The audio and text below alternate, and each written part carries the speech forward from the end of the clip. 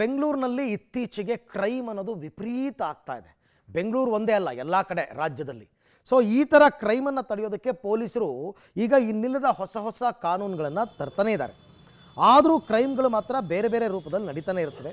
ಪೊಲೀಸರು ಬಂಧನ ಮಾಡಿ ಜೈಲಿಗೆ ಕಳಿಸಿದ್ರೆ ಹೊರಗೆ ಬಂದ ಮೇಲೆ ಏನೂ ಆಗೇ ಇಲ್ಲ ಅನ್ನೋ ಥರ ಆರಾಮಾಗಿ ಓಡಾಡಿಕೊಂಡು ಮತ್ತದೇ ಕ್ರೈಮಲ್ಲಿ ಭಾಗಿಯಾಗ್ತಾರೆ. ಹಾಗಾಗಿ ಈ ಬಾರಿ ಪೊಲೀಸರು ಏನು ಮಾಡಿದ್ದಾರೆ, ಹೊಸದೊಂದು ಪ್ಲಾನ್ ಮಾಡ್ಕೊಂಡಿದ್ದಾರೆ. ಇನ್ನು ಮುಂದೆ ಯಾರಾದರೂ ಕ್ರೈಮ್ನಲ್ಲಿ ಭಾಗಿಯಾದರೆ ಅವರನ್ನು ಬಂಧನ ಮಾಡಿದ ನಂತರ ಏರಿಯಾದಲ್ಲಿ ಕೈಗೆ ಕೋಳ ಹಾಕಿ ಅವರ ಮನೆ ಅಕ್ಕಪಕ್ಕದ ಏರಿಯಾದ ರಸ್ತೆಗಳಲ್ಲಿ ಪರೇಡ್ ಮಾಡಿಸ್ತಾರೆ. ಬೆಂಗಳೂರಿನ ಪಶ್ಚಿಮ ವಿಭಾಗದಲ್ಲಿ ಕಳೆದ 15 ದಿನಗಳಿಂದ ಐಷಾರಾಮಿ ಮೊಬೈಲ್ಗಳನ್ನು ಕಸಿದು ಎಸ್ಕೇಪ್ ಆಗೋದು, ಡ್ರಗ್ ತಗೊಂಡು ಆವಾಜ್ ಹಾಕೋದು, ಇವೆಲ್ಲ ಸೇರಿದಂತೆ ವಿವಿಧ ಅಪರಾಧ ಚಟುವಟಿಕೆಗಳಲ್ಲಿ ಭಾಗಿಯಾಗ್ತಾ ಇದ್ದ ಪರ್ವೇಸ್ ಖಾನ್, ಸುಬೇರ್ ಉದ್ದೀನ್, ಮನ್ಸೂರ್, ಸದಾಂ ಹುಸೇನ್ ಅನ್ನೋರನ್ನ ಸುಮಾರು 20 ಲಕ್ಷ ಬೆಲೆಯ ಐಷಾರಾಮಿ ಮೊಬೈಲನ್ನು ಇವರು ಕಳವು ಮಾಡ್ತಾಯಿದ್ರು.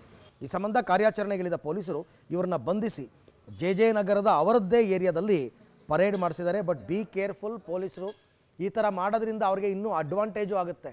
ಏರಿಯಾದಲ್ಲಿ ಫುಲ್ ಹವಾ ಸಿಕ್ಬಿಡ್ತು ಅಂತ ಎಲ್ಲ ಕಡೆ ಇವ್ರನ್ನ ಕೋಳ ಹಾಕಿ ಓಡಾಡಿಸ್ಬಿಟ್ರೆ ಗೊತ್ತಾಯ್ತಾ ನಾನು ಎಂಥವನು, ಪೊಲೀಸರು ನನ್ನನ್ನು ಹೆಂಗೆ ಮೆರವಣಿಗೆ ಮಾಡಿಸಿದ್ರು ಅಂತ ಬಂದ ಮೇಲೆ ಇನ್ನಷ್ಟು ಶುರು ಮಾಡ್ತಾರೆ.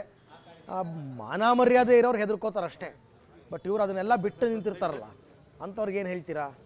ಆದರೂ ಏನೋ ಒಂದು ಕ್ರಮ ತೊಗೊಂಡಿದ್ದಾರೆ, ವರ್ಕೌಟ್ ಆಗುತ್ತಾ ಅಂತ ನೋಡೋಣ.